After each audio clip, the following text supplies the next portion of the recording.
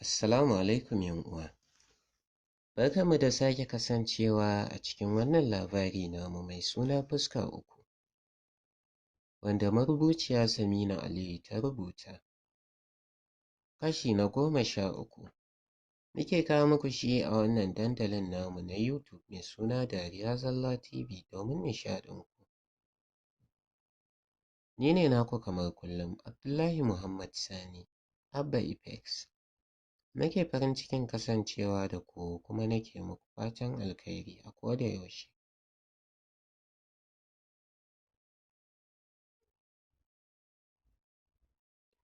Jack ya tsaya yana sauraron mahaifin nasa daga cikin waya, yanda yake ci gaba da maganarsa cikin faɗa.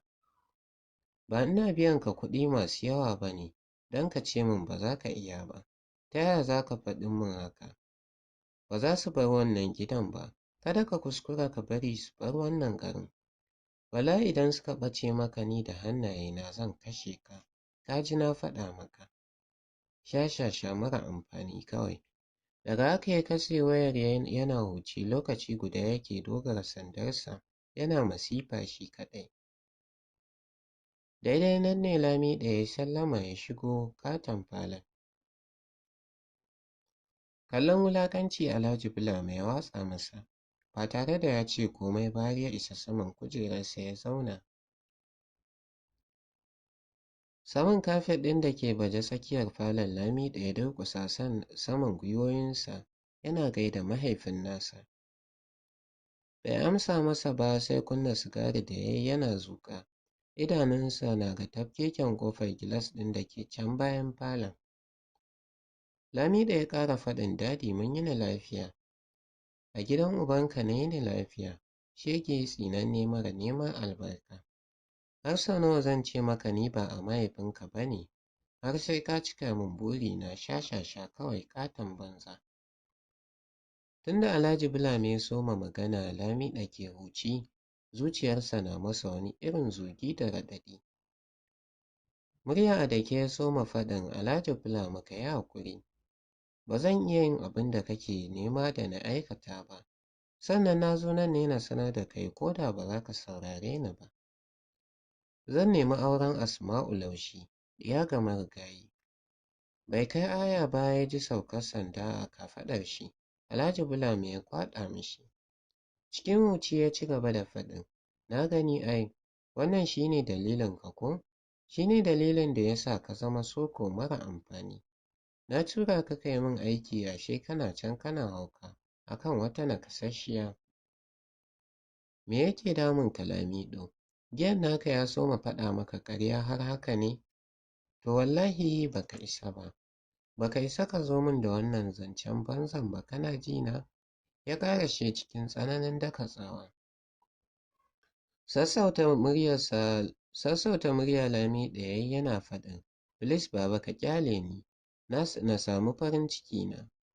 Na sadaukar da rayuwata gaba ɗaya wajen yin duk wani abin da ka umarce ni. Ya ɗan ja faset. Numfashi hawaye na neman ciko idanunsa yake ci gaba da faɗin. Dadi, na kasance ba na soyayya da kowace 'ya mace. Sannan ina ɗaukan mata a matsayin hula ne ka sanya wacce kake so ka cire a lokacin da kake so.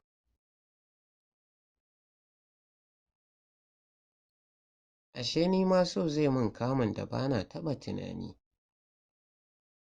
Ta yanda na kamu da son Nana Asma'u, ina son ta da gaba ɗaya zuciyata.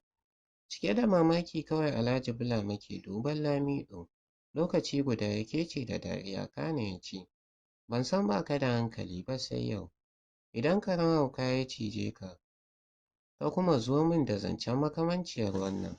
Wallahi ka ji na maka rantsuwa. Rufe ka zan yi a ɗaki a neme ka a rasa ka. Kuma banda abinka, idan ka tona wa Siraja ko kai wane ne shi? Siraja shi ne mutum na farko da zai soma daɓa maka wuƙa. Ban fara irin wannan wasan da kai ba, maza ka tashi ka bani waje. Kar ka manta, kar na sake ganin ka. Idan ka sake min wani shirme kuma, za ka ga me zai biyo baya. Daga haka miƙewa ya yi ya shige ɗakinsa. Lamido ya dafe kanshi yana tunani ta yanda zai soma ɓullo wa lamarin. Tabbas ya ji mahaifinsa na waya kenan ba da shi kaɗai mahaifinsa ke aiki wajen lalata Laushi Family ba har da wasu. Dole ya zaƙulo ko ma wane ne, ta haka ne kawai zai san baƙin ƙudurin da ya jima cikin zuciyar mahaifinsa. Da wannan tunanin ya miƙe zai fice daga falon, har ya kai ƙofa ya hangi wayar mahaifin nasa saman tebur cikin sanda ya dawo da baya. Ya ɗaga kai sama ya ga babu wata kyamara a falon. Lallaɓawa ya yi suri wayar ya fice da sauri. Daidai ƙofar rastorant ɗin ya yi fakin kafin ya juyo ya dubi Nana Hafsat da ke faman bin rastorant ɗin da kallon ƙyama. Kana ya ce, "Sweetheart mu je ko?" Girgiza kai ta yi tana mai murmusawa. Cikin rashin yadda Kana ta ce, "Oh wait uncle, ni ba na son cin abinci a irin nan wajen. Bai yi kama da ni ba ko kaɗan." "Haba uncle, ai da kunya a ga mun shiga rastorant ɗin nan."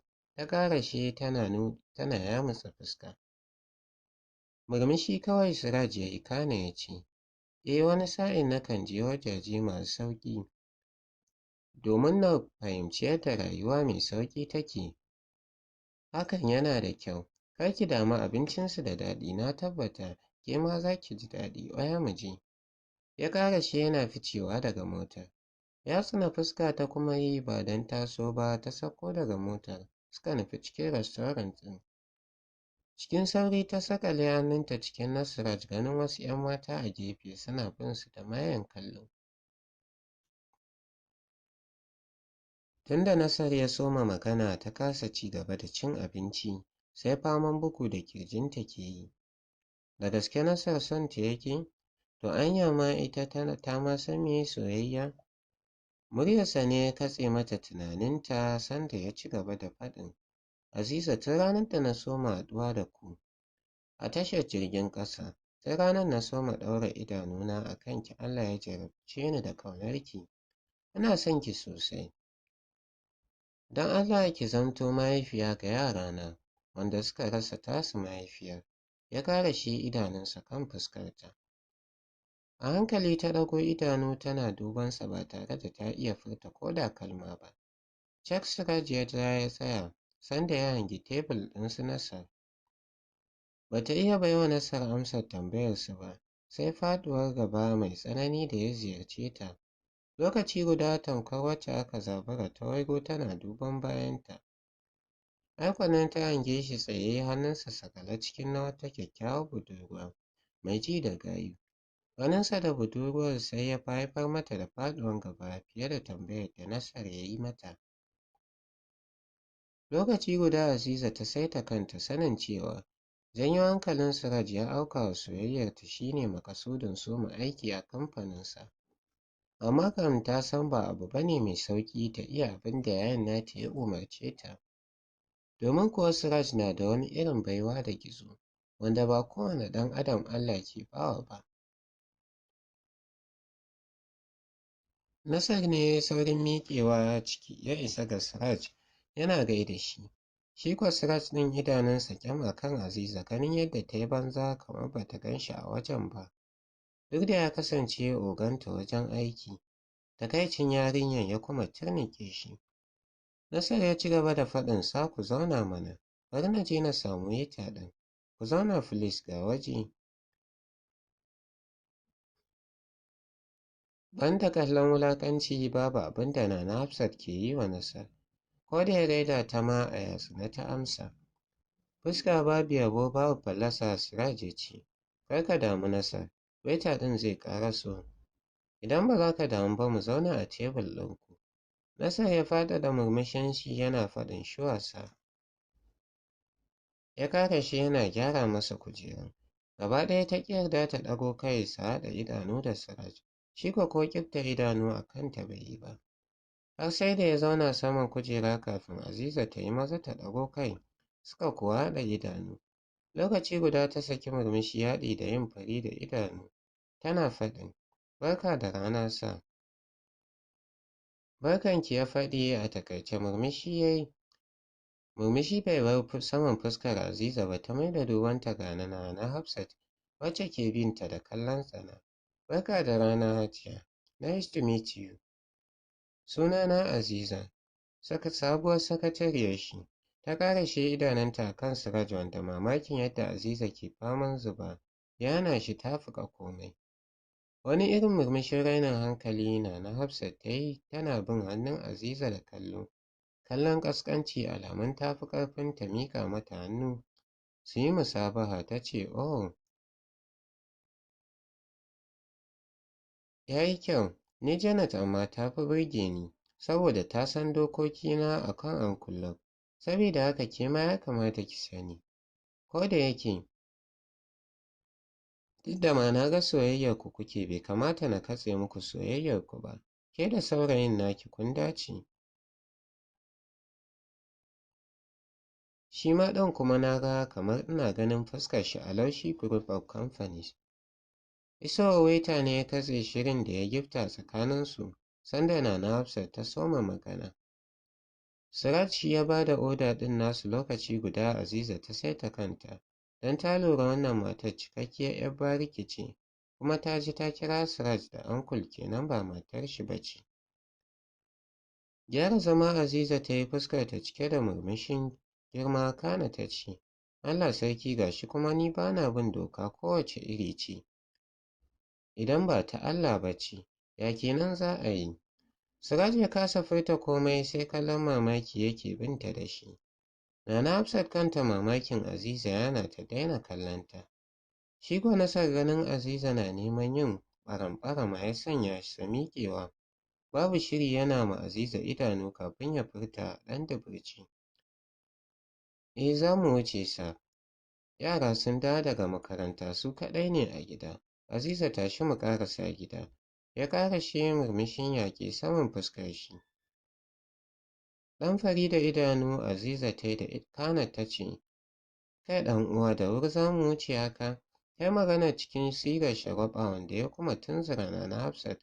Wannan wace irin shegiyar yarinya uncle ya samu a matsayin sakatariya? Murya Azizu ya kuma dawo da Nana Hafsat daga duniyar tunanin da ta tafi. "To sai mun haɗu a kamfani.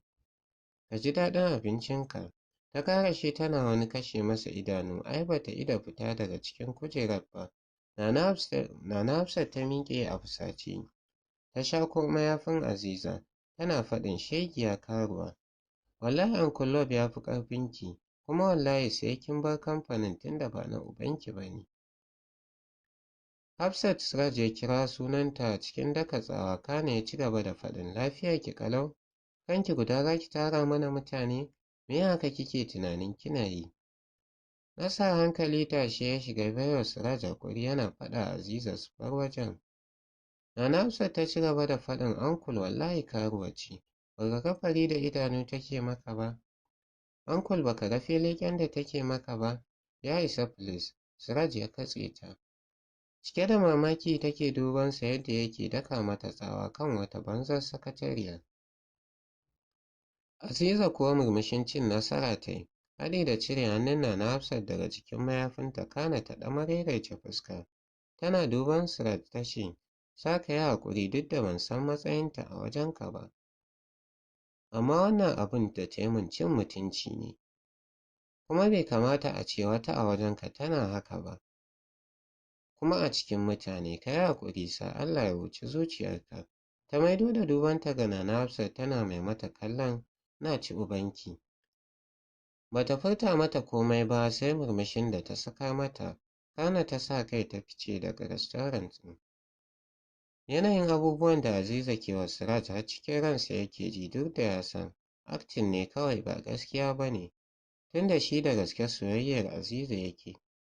Dan gyaran murya ya yi haɗi da baiwa Siraj hakuri kafin ya bi bayan Aziza cikin sauri. Nana Hafsat baki a sake ta bi bayan Aziza da kallo.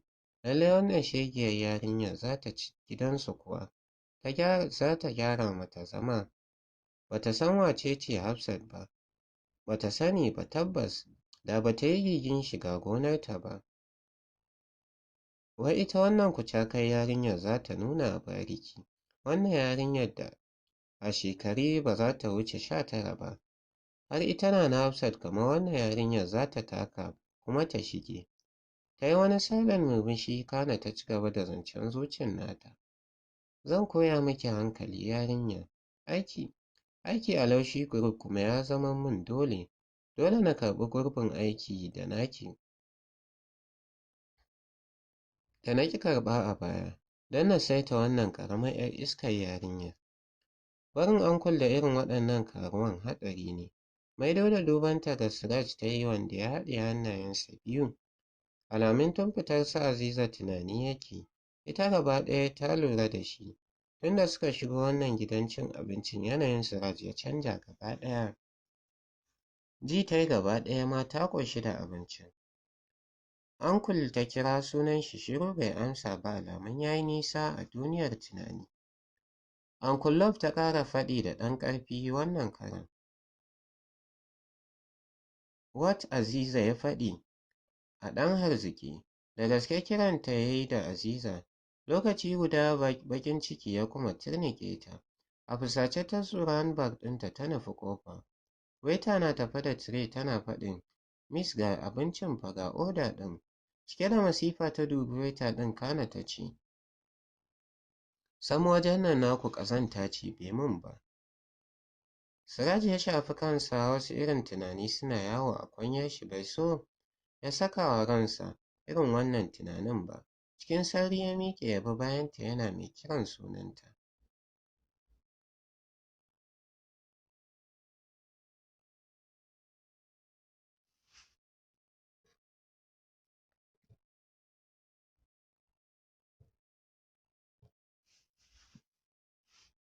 Takaitacciyar dariya ya yi idanuwansa na ga kwalta.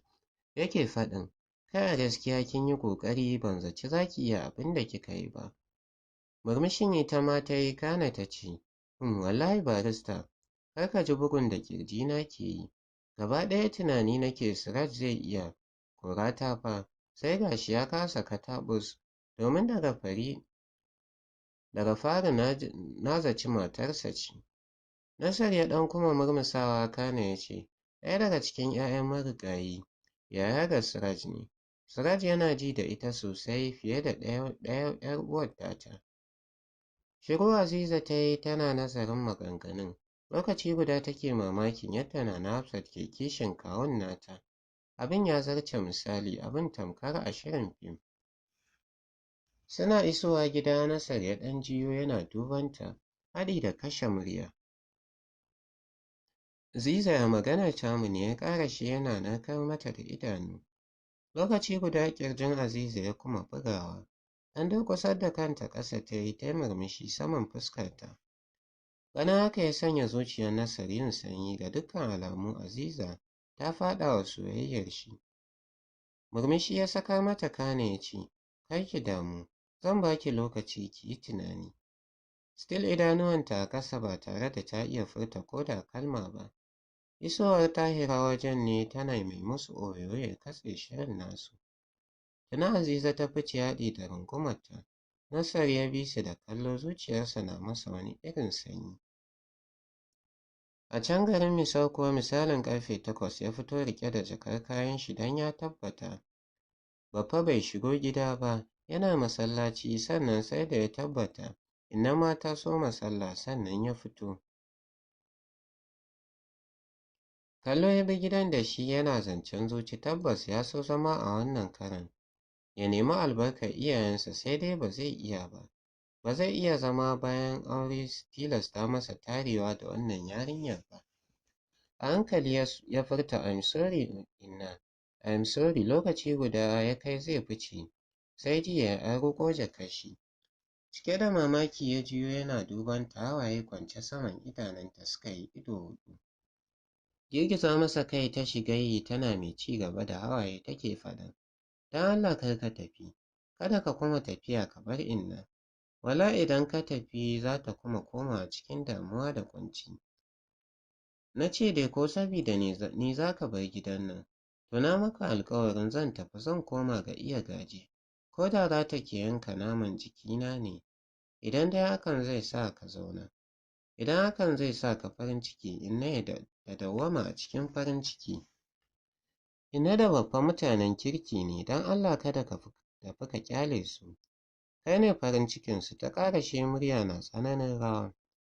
Tunda ta soma magana yake duban fuskarta, ba don muryarta da ya ji ba, sai ya ce ba ita ba ce sabida tunda ya zo gidan bai taɓa ganinta babu kwalliya aljanu ba sai yanzu. Kenan wanke kwalliyar ta yi. Asalin kalar fuskarta sai ya fito da kyan tsari, babu zanen gira da su hodar nan da take shafawa. Muryar Baffa ya katse shirin nasu. Khadija sakar masa jakarsa ya yi tafiyar shi.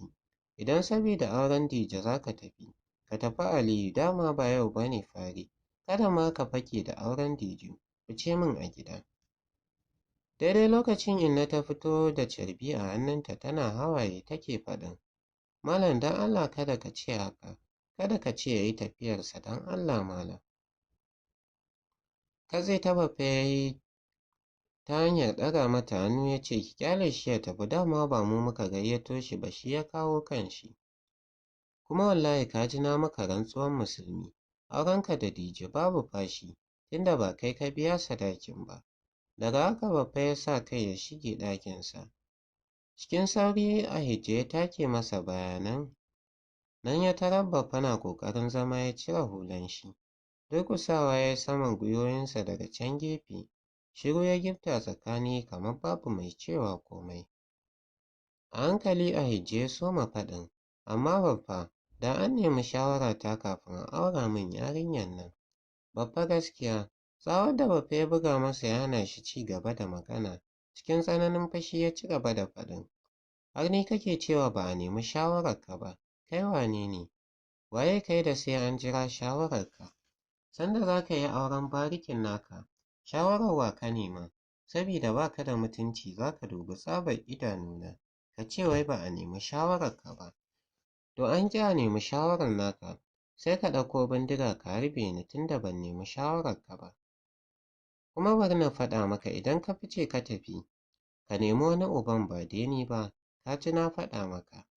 Daga haka uwarɗaki ya shige ya bar Ahijjo durƙushe a wajen, abin duniya duk ya dame shi. A can Tambuwal kuwa jihar Sokoto, duban Mairo ta kuma yi a karo na biyu tana mai ci gaba da tura kayanta cikin jaka. Ganin Mairo ba ta da niyyar tashi balle ta haɗa kaya ya sanya Dadda daina abin da take ta isa ga Mairo. Hannayen Mairo ta kamo tana mai duban fuskarta. Murya a hankali tamkar ba Dadda ba ta soma faɗin, Mairo ki yi haƙuri, wata rana komai zai zama labari. Na sani a matsayina na mahaifiyarki ban kyauta miki ba. Ban bar ki kin nemi ilimin zamani ba yadda kika ci buri ba. Sannan ban bar ki kin zaɓi abokin rayuwarki ba iya shekarunki. Mairo ki sani Dadda na yin dukkan wannan abubuwan ne saboda tsiratar da ke da kuma mutuncinki. Mairo wallahi na fi ƙaunarki fiye da kaina, na tabbata. Wata rana ko da ba na raye za ki faɗa hakan. Maza tashi ki kintsa domin ficewar dare nake son mu yi. Ban so ma mutanen unguwa su ga fitar mu. Kallon mamaki kawai Mairo ke bin Dadda da shi kafin ka hawaye daga idon Mairo a waje. To sai abu ya ɓaci yau sai ga ƙwalla suna sarya a idanun Mairo. Dadda idan da sabo na saba da hijira, sai dai na ji mamaki yadda ke kanki kin san baki yi min adalci a rayuwata ba, kuma har kina iya faɗin haka. Dadda na sani wani sirrin rufa min da zaki yi. Zai fi min sama da bayyana min da zaki yi, domin wani abin a bar shi a sirrance ya fi. Sannan ni Dadda har yau Allah bai haɗa ni da wanda zan gani na ce ya kwanta min a cikin rai ba, wai har na ji na samu mijin aure. Abu guda da ya fi damuna shi ne rashin yarda da kanki da kika kasa yi. Dadda idan sabida mahaifina kike hijira gari zuwa gari, na roƙi arziki ki bar ni na yi ido huɗu da shi. Mu yi gaba da gaba da shi mu daina wannan wasan ɓoyen, na roƙe ki. Ki min wannan sadaukarwar don Allah Dadda. Ta ƙarashe muryarta na tsananin rawa. Dadda ma tuni idanunta suka ciko da ƙwalla ganin hawaye cikin idanun ɗiyarta. A hankali ta janyo Mairo ta rungume tana faɗin, na kusa sanar da ke komai ɗiyata da izinin Allah. yanzu tashi mu samu mu isa tasha. Mairo ta ɗago kanta daga ƙirjin Dadda tana duban ta kana ta ce, ina muka nufa yanzu? Dadda na murmushi ta ce da ita, gabashin ƙasar nan can jihar Yobe. Cikin zafin nama kamar wacce aka takala ta miƙe, ta shiga haɗa kayanta da na sana'arta. Ta jima tana riƙe da wata sarƙar da Zaliha ta haɗa mata, tana duba kafin ta saki murmushi ta jefa sarƙar cikin jaka, tana mai faɗin zan yi kewarki Zaliha. To uwa a nan za mu dakata sai kuma gobe insha Allahu za ku ji mu ɗauke da ci gaban wannan labarin. Ni ne naku kamar kullum Abba Apex nake ce muku bisalam mu kwana lafiya.